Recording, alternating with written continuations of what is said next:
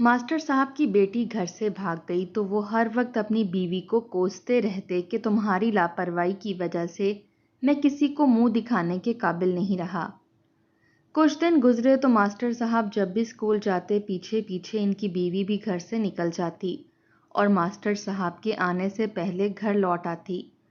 तो मोहल्ले में बातें होने लगी कि पहले बेटी ने मास्टर साहब का मुंह काला किया, अब बीवी कर रही है। ये सुनकर मास्टर साहब ने बीवी को बहुत मारा और अगले दिन बीवी का पीछा किया तो इनके कदमों तले से जमीन निकल गई। बीवी और बेटी दोनों मिलकर। जरीना, दुपट्टा सर पर ठीक से लो।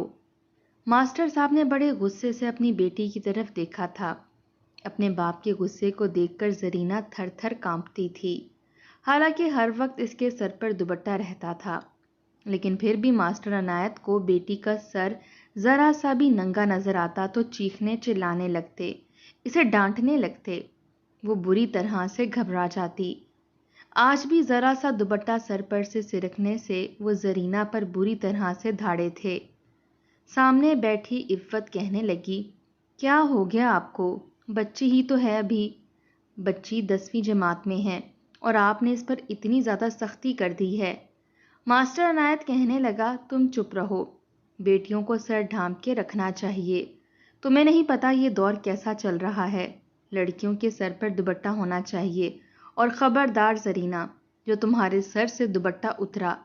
जरीना का तो जैसे रंग उड़ा था, फौरन से बावर्ची खाने में चली गई। इफ़्फ़त बेगम ने गहरी सांस ली। इफ़्फ़त बेगम मास्टर अनायत की दूसरी बीवी थी, जो इनसे 15 साल छोटी थी। बहरहाल इनकी पहली बीवी के इंतकाल को 15 दिन भी नहीं गुजरे थे जब मास्टर अनायत ने इफ़्फ़त बेगम से शादी की। वो खुद भी एक बेवा औरत थी, लेकिन जवान जहां थी, खूबसूरत थी। मास्टर अनायत के निकाह में आई तो इसकी बेटी जरीना को अपनी बेटी से बढ़कर ही प्यार दिया, क्योंकि इफ़्फ़त बेगम की अपनी कोई औलाद ना थी। लेकिन मास्टर अनायत की आदत से वो बेहद परेशान हुई थी। जब घर आते तो जरीना पर चीखने चिल्लाने लग जाते। एक बार मोहल्ले में बंदर का तमाशा दिखाने वाला आ गया, जो भालू और बंदर का तमाशा दिखा रहा था। बाहर बच्चों का रश पड़ गया। सभी अपने घरों से बाहर निकलकर देख रहे थे। यहाँ तक कि ख़वातीन भी अपने दरवाज़ों पर खड़ी थीं। जब इफ़्फ़त बेगम ने जरीना से कहा कि आओ हम भी देखते हैं।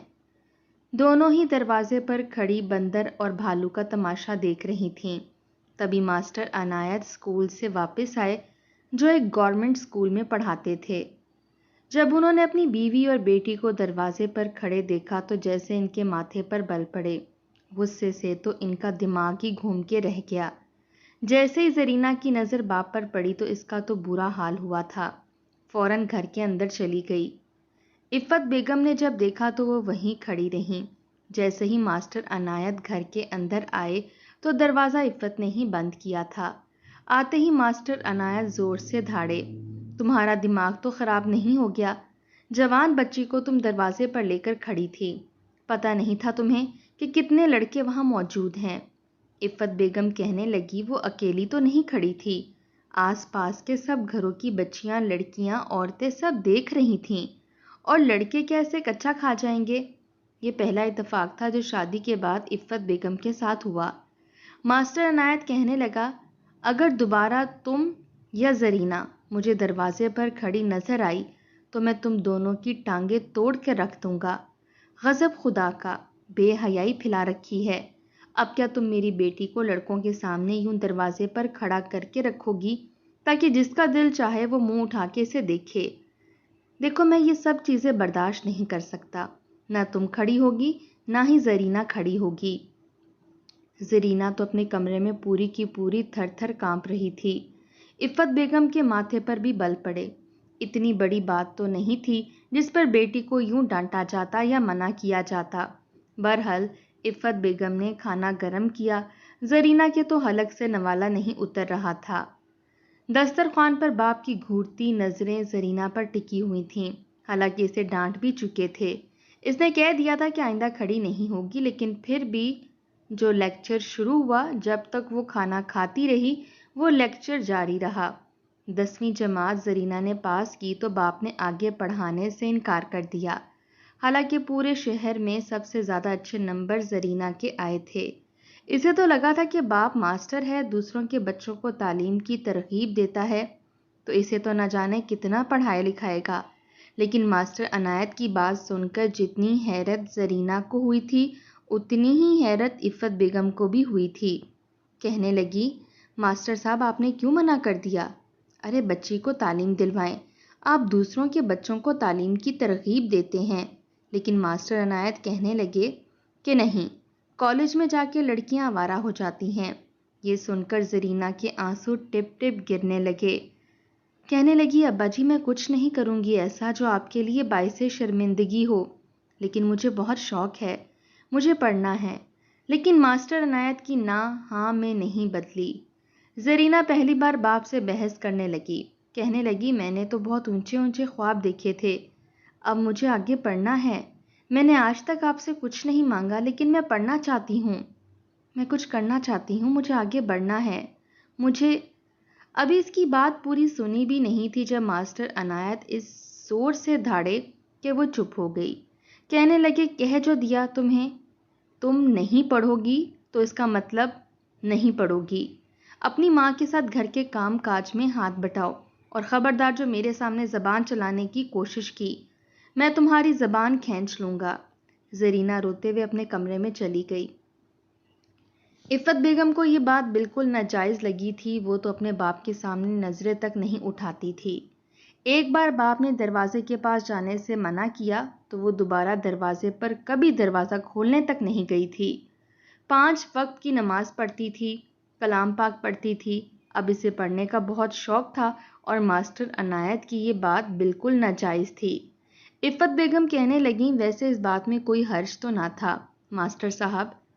ماسٹر عنایت کہنے لگے، تم اپنی زبان ذرا بند رکھا کرو، وہ میری بیٹی ہے، مجھے جو بہتر لگے گا وہی کروں گا، تم زیادہ اس کا دماغ خراب کرنے کی کوشش نہ کیا کرو۔ عفت کہنے لگی، میں اسے اپنی بیٹی ہی سمجھتی ہوں، ٹھیک ہے میں اس کی سگی ماں نہیں ہوں، لیکن میں نے کبھی اس کے ساتھ ستیلیوں والا برتاؤ بھی نہیں کیا۔ ماسٹر عنایت کہنے لگے کہ اگر نہیں کیا تو تمہاری خیریت اسی میں تھی، بہرحال کل سے باورچی خانے کے کاموں میں ہی زرینہ کو اپنے ساتھ لگاؤ۔ عفت بیگم کہنے لگی، وہ ویسے بھی میرے ساتھ ہر کام میں لگتی ہے اور آپ کی بیٹی کو سب کچھ میں سکھا بھی رہی ہوں، لیکن تعلیم بھی اتنی ہی ضروری ہے۔ ماسٹر عنایت کہنے لگے، جتنا کہا ہے بس اتنا کرو، زیادہ بات اور بحث کرنے کی ضرورت نہیں ہے۔ عفت بیگم چپ چاپ باورچی خانے میں چلی گئیں۔ بہرحال زرینہ بہت روئی تھی، حالانکہ جتنے بہترین اس کے نمبر آئے تھے وہ چاہتی تھی کہ وہ میڈیکل میں داخلہ لے۔ اسے لگا تھا کہ اس کا والد اسے میڈیکل میں پڑھانے بھی دے گا، لیکن 10ویں جماعت کے بعد اسکول کو خیر بات کہنا پڑا۔ زرینہ نے یہ سوچا کبھی نہیں تھا، اسے بہت دکھ ہو رہا تھا۔ 4 دن تو اس نے ٹھیک سے کھانا تک نہیں کھایا تھا۔ عفت بیگم اسے بہت سمجھاتی رہیں کہ تم پریشان نہ ہو، میں تمہارے باپ سے بات کروں گی، لیکن ماسٹر عنایت کی نہ کو کبھی بھی ہاں میں تبدیل ہوتے کسی نے نہیں دیکھا تھا۔ گلی محلے کے بچے تک ان سے ڈرتے تھے۔ وہ اسکول سے پڑھا کر جب گھر واپس آتے تو کھانا کھا کر کچھ دیر آرام کرتے، اور جیسے ہی دھوپ ڈھلنے لگتی تو 9ویں 10ویں جماعت کے طلبہ اور طالبات کو ان سے پڑھنے کے لیے آ جاتے۔ ان میں لڑکے بھی تھے، لڑکیاں بھی تھیں۔ لڑکوں کو وہ صحن میں پڑھاتے تھے اور لڑکیوں کو کمرے کے اندر۔ اس دوران زرینہ کو تو اپنے کمرے سے باہر نکلنے کی اجازت تک نہ تھی، کیونکہ سارے کمروں کے دروازے صحن میں ہی کھلتے تھے۔ بہرحال کچھ دیر وہ لڑکوں کو سوال جواب سمجھا کر اس کمرے میں چلے جاتے جہاں پر 4-5 لڑکیاں بھی ٹیوشن پڑھنے آتی تھیں۔ وہ ان لڑکیوں کو بھی پڑھا دیتے۔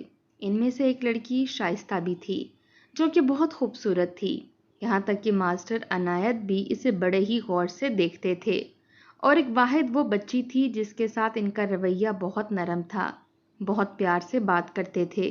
حالانکہ اس کی والدہ نے صاف کہا تھا کہ وہ زیادہ فیس نہیں دے سکتی، تو ماسٹر عنایت کو اس بات پر بھی کوئی اعتراض نہیں تھا، لیکن وہ یہ کرتے کہ سب بچوں کو چھٹی جلدی دے دیتے، لیکن شائستہ کو بٹھائے رکھتے، پھر اس کے پاس بیٹھ جاتے، اسی صوفے پر جہاں وہ بیٹھی ہوئی ہوتی۔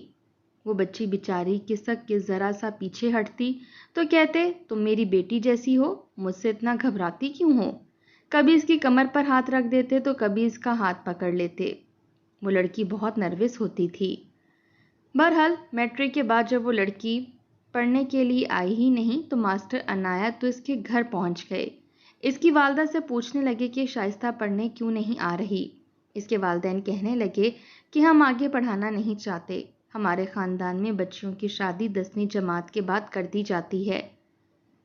یہ سن کر ماسٹر عنایت کہنے لگے یہ تو بچیوں پر ظلم ہے، ارے جب تک شادی کی عمر نہ ہو جائے بچیوں کی شادی نہیں کرنی چاہیے، بڑے مسائل پیدا ہو جاتے ہیں اور لڑکیوں کو شعور بھی نہیں ہوتا، ارے آپ کو چاہیے کہ اسے کم از کم 14 جماعتیں تو پڑھائیں۔ ماسٹر عنایت شائستہ کے والدین کو قائل کر چکے تھے کہ انہیں اپنی بیٹی کو آگے پڑھانا چاہیے اور اپنی بیٹی زرینہ کو پڑھانے کے حق میں نہیں تھے۔ یہ بات شائستہ سے ہی زرینہ کو پتہ چلی تو اسے بڑا دکھ ہوا کہ غیر لڑکی کے لیے اس کا باپ کتنی کوششیں کر رہا ہے کہ وہ تعلیم حاصل کر لے، اور اپنی بیٹی کے بارے میں وہ عفت سے یہ تک کہہ چکے تھے کہ 1 سال کے اندر اندر اسے ساری گھرداری سکھا دو، میں اس کی شادی جلد از جلد کر دوں گا۔ وہ یہ سن کر اپنے باپ کی ڈبل پالیسی پر حیران تھی، جو انہیں اپنی بیٹی کے لیے پسند نہ تھا دوسرے کی لڑکی کو اس کے لیے قائل کر رہے تھے۔ شائستہ اور زرینہ ہم جماعت تھیں اور شائستہ کی زرینہ سے اچھی خاصی بنتی بھی تھی۔ جب یہ بات عفت بیگم کو پتہ چلی تو وہ بھی حیران ہوئیں۔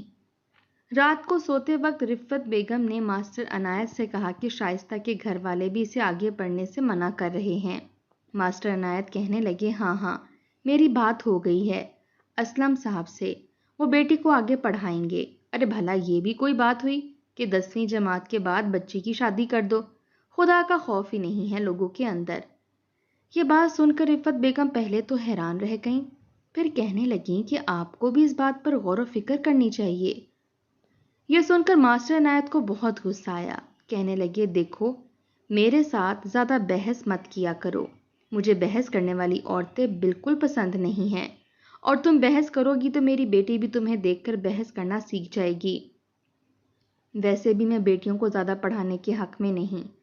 عفت بیگم کہنے لگی ایک طرف آپ اپنی بیٹی کو پڑھانے کے حق میں نہیں ہیں تو دوسروں کی بیٹی کو کیوں پڑھانے کی ترغیب دے رہے ہیں؟ وہ کہنے لگی بہت فرق ہے شائستہ میں اور زرینہ میں۔ عفت بیگم کہنے لگیں کیا فرق ہے؟ مجھے بھی تو پتہ چلے، دونوں ایک ہی جماعت میں پڑھتی تھیں۔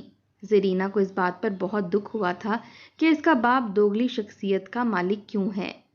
ایک بار شائستہ ماسٹر عنایت سے پڑھ رہی تھی جب ماسٹر عنایت نے کہا کہ تم بڑی خوبصورت ہو، تم بالکل اپنی ماں پر گئی ہو، ورنہ تمہارا باپ تو سانولی رنگت کا مالک ہے، یہ تو بتاؤ کہ تمہاری ماں اس کے ساتھ گزارا کیسے کر رہی ہے؟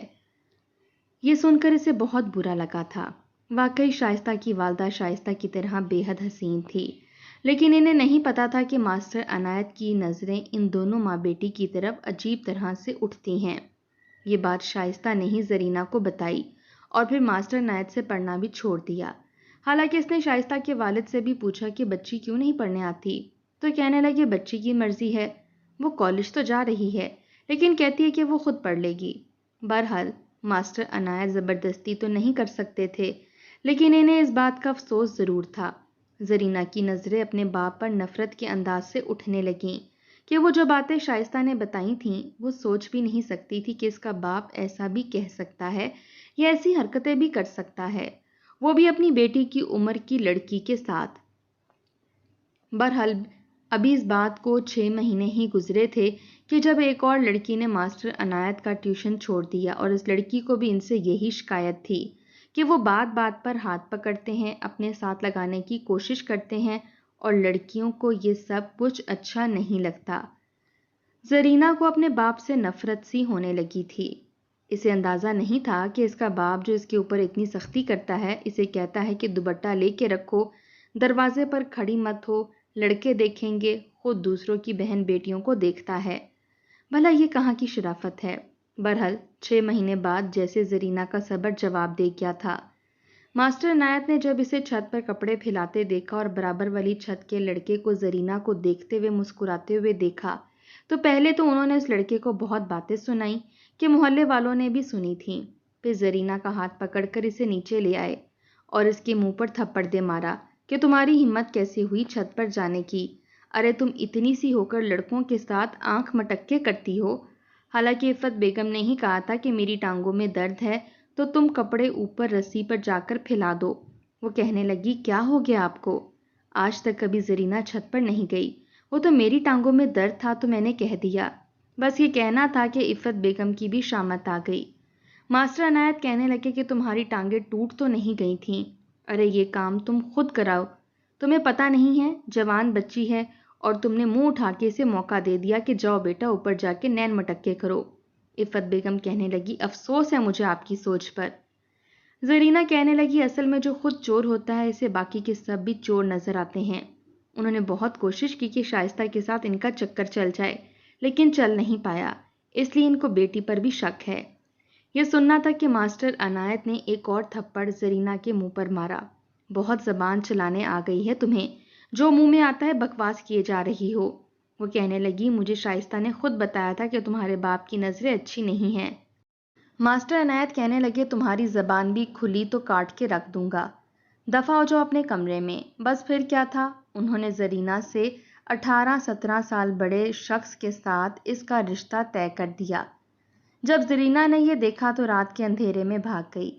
ماسٹر عنایت کی بہت زیادہ بدنامی ہوئی، محلے والوں نے بھی بہت باتیں سنائیں کہ دوسروں کو نیکی کا درس دینے والا، تعلیم کو فروغ دینے والا اپنی بیٹی کو یہ ترغیب دے رہا تھا۔ بہرحال ہر جگہ ماسٹر صاحب کی تھو تھو ہونے لگی کہ اپنی بیٹی سنبھالی نہیں گئی، گھر سے بھاگ گئی۔ بہرحال ماسٹر عنایت تو کسی کو منہ دکھانے کے قابل نہیں رہے تھے۔ محلے میں یہ بات بھی پھیلنے لگی کہ دوسروں کی بیٹیوں پر نظر رکھتا تھا اور اپنی بیٹی کا ہوش نہیں تھا۔ اب تو ماسٹر عنایت کا یہ حال تھا کہ نہ تو وہ اسکول پڑھانے جا رہا تھا اور نہ ہی بدنامی کی وجہ سے ان کے پاس کوئی ٹیوشن پڑھنے آتا تھا، اور وہ ہر چیز کا الزام عفت بیگم کو دینے لگے کہ تمہارے ہوتے ہوئے میری بیٹی نے اتنا بڑا قدم اٹھایا تو اٹھایا کیسے؟ یقیناً تم نے ہی اس کا چکر چلوایا ہوگا، اسے کسی لڑکے کے ساتھ بھگوا دیا ہوگا۔ عفت بیگم کہنے لگی مجھ سے یہ باتیں نہ کریں، ارے آپ کا قصور ہے، خواہ مخواہ کی لڑکی پر پابندیاں باندھ رکھی تھیں۔ وہ کہنے لگے میں تمہیں جان سے مار ڈالوں گا، تم نے ایسی ہی باتیں میری بیٹی کو سکھا کر اسے بھاگنے پر مجبور کر دیا، ورنہ اس میں اتنی جرت نہیں تھی۔ بہرحال ماسٹر عنایت کا ہاتھ اب عفت بیگم پر اٹھنے لگا تھا، لیکن پھر ایک بار انہوں نے بڑی عجیب سی بات سنی۔ وہ دوسرے اسکول میں پڑھانے لگے تھے اور وہ ایک پرائیویٹ اسکول تھا۔ وہاں پر 2 شفٹیں تھیں، صبح کی شفٹ میں بھی وہ پڑھاتے تھے اور شام کی شفٹ میں بھی، اس لیے شام کے 6-7 بجے ہی واپس آتے تھے۔ ایک بار گھر آئے تو محلے والے انہیں دیکھ کر آپس میں کانوں میں خسر پھسر کرنے لگے۔ انہوں نے یہ بات نوٹ کی۔ گھر آئے تو عفت بیگم جلدی جلدی سے کھانا پکا رہی تھیں، حالانکہ وہ تو دوپہر کو ہی پکا لیا کرتی تھیں، اور فٹافٹ سے روٹی بنا رہی تھیں۔ ماسٹر عنایت کہنے لگا ابھی تک کھانا کیوں نہیں پکایا؟ تم تو دوپہر کو پکا لیتی ہو۔ وہ کہنے لگی ہاں آج کچھ طبیعت ٹھیک نہیں تھی، لیکن اب تو جیسے یہ سب کچھ روز ہونے لگا۔ جب ماسٹر عنایت گھر آتے تو لوگ اسے دیکھ کر ہنستے کہ وہ دیکھو آ گیا، پہلے بیٹی بھاگ گئی تھی، اب بیوی پتہ نہیں کہاں جاتی ہے، پورا دن گھر پر نہیں ہوتی۔ یہ سن کر ماسٹر عنایت کو عجیب سا لگا۔ گھر آئے تو فٹافٹ سے سارے گھر کی صفائی عفت بیگم کر رہی تھیں، ساتھ ساتھ چولہے پر ہانڈی بھی رکھی ہوئی تھی، جیسے سب کچھ عجلت میں کر رہی ہوں۔ وہ کہنے لگے پورا دن گھر میں کرتی کیا ہو؟ میرے آتے ہی تمہیں صفائیاں اور کھانا پکانا یاد آ جاتا ہے، لگتا ہے جیسے دن بھر تم گھر میں ہوتی ہی نہیں ہو۔ یہ سن کر عفت بیگم کی رنگت اڑ چکی تھی۔ ماسٹر عنایت کو کچھ شک ہونے لگا، اس کے بعد انہوں نے عفت بیگم کو کچھ نہیں کہا، لیکن ایک بار اسکول کے لیے نکلے مگر اسکول نہیں گئے، چھپ کر دیکھنے لگے۔ 1 گھنٹے بعد ہاتھ میں ایک شاپر پکڑے عفت بیگم کہیں جا رہی تھیں۔ مین روڈ پر جاتے ہی انہوں نے ایک رکشہ روکا اور اس میں بیٹھ گئیں۔ ماسٹر عنایت نے بھی اپنی موٹر سائیکل اس رکشے کے پیچھے دوڑانی شروع کر دی۔ دیکھا تو رکشہ ایک چھوٹے سے مکان کے سامنے جا کے رکا تھا۔ جلدی سے عفت بیگم نے دروازہ کھولا اور جیسے ہی اندر گئیں تو پیچھے سے ماسٹر عنایت گھر کے اندر داخل ہوئے تو حیران ہو کر رہ گئے، کیونکہ وہاں پر زرینہ تھی، جس کے لیے کھانا اور کپڑے عفت لے کر گئی تھی، اور وہ کتابیں پھیلائے بیٹھی تھی، پڑھ رہی تھی، کہہ رہی تھی 11ویں جماعت میں ٹاپ کروں گی، دیکھ لینا ماں، پڑھ لکھ کر ایک اچھی انسان بنوں گی۔ عفت بیگم کہنے لگیں اگر میں تمہیں یا نہ چھوڑتی تو تمہارا باپ تو کسی بڈھے کے حوالے تمہیں کر دیتا۔ یہ دیکھ کر ماسٹر عنایت کو ہوش آئی تھی۔ جس بیوی اور بیٹی کو وہ بد کردار سمجھ رہے تھے وہ عورت اس کی بیٹی کو اچھی تعلیم دلوا رہی تھی اور پورا دن اس کے ساتھ رہتی تھی، شام کو واپس آتی تھی۔ عفت بیگم اس کو کہنے لگیں کہ دروازے کو اچھی طرح سے اندر سے لاک کر لیا کرو، میں صبح ہوتے ہی پھر سے آؤں گی۔ آج کل تمہارے باپ کو مجھ پر شک ہو گیا ہے، اس لیے ہو سکتا ہے میں جلدی چلی جاؤں۔ لیکن جیسے ہی دروازے کے باہر جانے لگیں تو سامنے ماسٹر عنایت کی آنکھوں سے آنسو بہہ رہے تھے۔ اپنے باپ کو دیکھ کر زرینہ پریشان ہوئی، لیکن وہ اندر آ کر اس کے سر پر پیار دینے لگے، کہنے لگے میں غلط تھا، میں نے تمہیں غلط سمجھا، آج تک جو غلطی کرتا رہا کبھی نہیں کروں گا اور تمہیں بھی اچھی تعلیم دلواؤں گا۔ ماسٹر عنایت نے اللہ سے سچی توبہ کی اور اپنی بیوی اور بیٹی کو گھر لے کر آ گئے، اسے میڈیکل میں داخلہ بھی دلوا دیا اور آج زرینہ ایک بہت بڑی ہارٹ سرجن بن چکی ہے۔